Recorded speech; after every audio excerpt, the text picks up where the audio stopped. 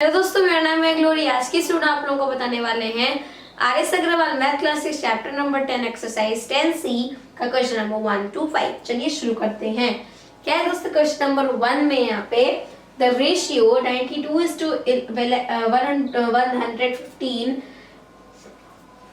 Question number first में दोस्तों the ratio 92:115 in its simplest form is.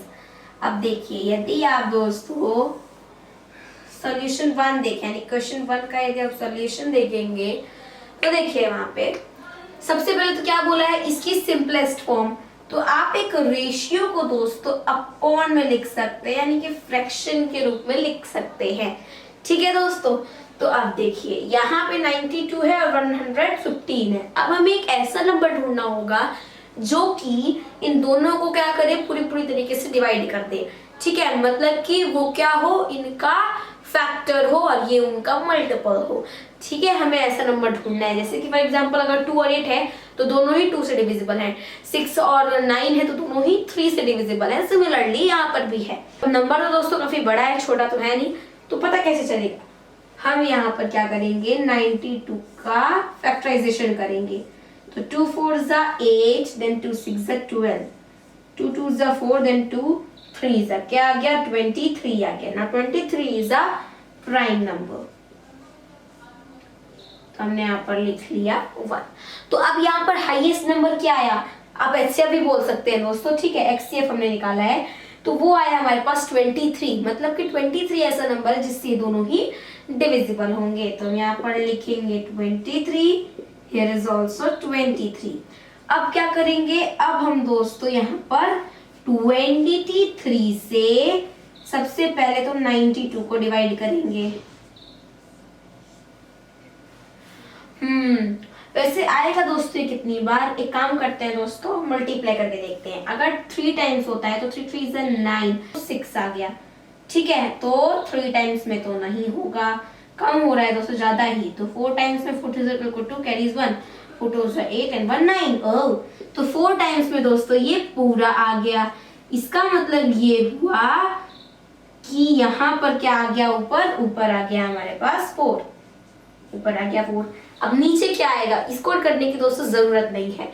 क्यों? क्योंकि हमें एक पता चल चुका है, यानी कि थोड़ी सी बुद्धि लगाई जाए, टाइम की बचत की जाए तो लाइक दिस है। ठीक है, अब यहाँ पर ऑप्शंस में 4 कहाँ आया है, पहले डी में आया है। ठीक है, तो आपका यही करेक्ट आंसर होगा, क्योंकि ये 115 बहुत बड़ा नंबर है।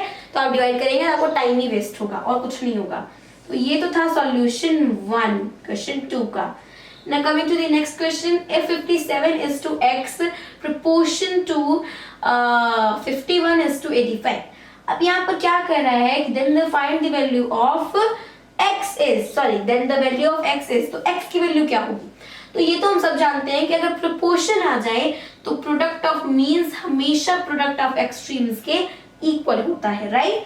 तो हम यहाँ पर अगर प्रोडक्ट ऑफ मीन्स करेंगे तो वो हो जाएगा हमारे पास दोस्तों 51x।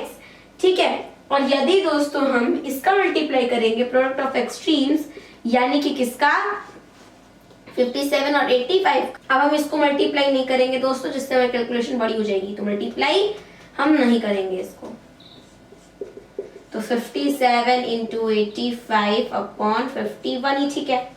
ओके, अब देखिए इसको किससे कट कर सकते हैं हम, इसको हम 3 से कट कर सकते हैं। 3 1s are 3, then 3 7s are, अब 3 1s are 3, then 3 9s are, अब 17 आ गया, 19 आ गया, 17 1s are 17, 17 5s are, अब 19 5s are 95। तो x की वैल्यू आ गई 95। It means option A correct होगा। थर्ड क्वेश्चन में आते हैं, if 25 is to 35 proportion to 45 is to x, then the value of x is। हम यहाँ पर क्या बोल रहा है कि सेम क्वेश्चन नंबर 2 में जो कहा था x की वैल्यू फाइंड करनी है, प्रोपोर्शन दिया है। सिमिलरली यहाँ पर प्रोपोर्शन दिया, x की वैल्यू उसमें फाइंड करनी है। तो हम यहाँ पर प्रोडक्ट ऑफ मीन्स 35 इंटू 45 को कर देंगे और एक्सट्रीम्स में 25 इंटू x को कर देंगे। तो 25 इंटू x हो जाएगा एक्सट्रीम्स और मीन्स में आ जाएगा 35 इंटू 45। अब क्या होगा, अब दोस्तों यहाँ पर हमारा 25 अपॉन में आ गया, क्योंकि अभी x के साथ मल्टीप्लाई में था, उधर जाकर के डिवाइड में हो गया। तो 5 5s are 25 and 5 9s are 45। अब देखिए दोस्तों 5 1 जा 5 and 5 7 जा 35, 7 9 जा 63, तो इसलिए 63 हमारा यानी कि ऑप्शन ए क्या है, करेक्ट ऑप्शन है। तो इस तरीके से दोस्तों ये तीनों हो गए सॉल्व। आगे देखते हैं, आगे का देखते हैं दोस्तों, जो कि है if 4:5 proportion to x is to 35 then find the value of x is। अब देखिए यहाँ पर क्या बोला है आपसे, आपसे कह रहा है कि जो क्वेश्चन नंबर 2 और 3 में था प्रोपोर्शन दिया हुआ था उसमें x की वैल्यू फाइंड करनी थी, सिमिलरली यहाँ पर भी आपसे वही कह रहे हैं कि आप x की वैल्यू फाइंड करिए। ठीक है, तो वो हम कैसे करेंगे, प्रोडक्ट ऑफ मीन्स और प्रोडक्ट ऑफ एक्सट्रीम्स का यूज करके करेंगे, है ना दोस्तों। तो सबसे पहले हम यहाँ पर लिखेंगे सॉल्यूशन 4 यानी कि क्वेश्चन नंबर 4 का सॉल्यूशन। तो उसके सॉल्यूशन में प्रोडक्ट ऑफ मीन्स हो जाएगा 5 और x और एक्सट्रीम्स में आ जाएगा 4 और 35। ओके, तो यहाँ पर 5x आ गया मीन्स में और एक्सट्रीम्स में आ गया 35 into 4। Now x is equals to 35 into 4 upon 5 आ गया, क्योंकि हम इसको कट नहीं करेंगे, अगर हमने कट करेंगे तो कैलकुलेशन बड़ी हो जाएगी। 5 1 जा 5 then 5 7 जा 35, तो x is equals to 7 4 जा 28। 28 किस में है, ऑप्शन सी में है, तो ऑप्शन सी हमारा करेक्ट आंसर हो गया। क्वेश्चन 5 में क्या है, if a b c d are in the proportion then AC equals to BD, AD equals to BC, EB equals to CD and none of these। तो देखिए अगर दोस्तों मान लीजिए कि A B C D क्या है, प्रपोर्शन में है, तो उनको कुछ ऐसे लिखा जाएगा ना, बिल्कुल लिखा जाएगा। तो अब यहाँ पर जैसे कि हमने क्वेश्चन नंबर 2 से 3 किया है, 2 और 3 में 4 में भी कि क्या किया हमने, प्रोडक्ट ऑफ मीन्स और प्रोडक्ट ऑफ एक्सट्रीम्स इक्वल कर दिया है, तो यहाँ पर भी इक्वल वही होंगे, प्रोडक्ट ऑफ मीन्स और प्रोडक्ट ऑफ एक्सट्रीम्स।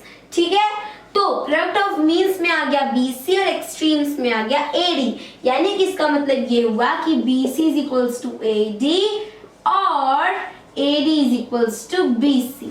ठीक है, तो अब यहाँ पर AD equals to BC और BC equals to AD कहीं दिख रहा है, यस, ऑप्शन बी में है दोस्तों, AD equals to BC, तो यही हमारा करेक्ट ऑप्शन होगा। ठीक है, अब क्या था फर्स्ट में, AC equals to BD, तो A और C इक्वल कैसे हो सकता है दोस्तों, और BD साथ में कैसे इक्वल हो जाएगा।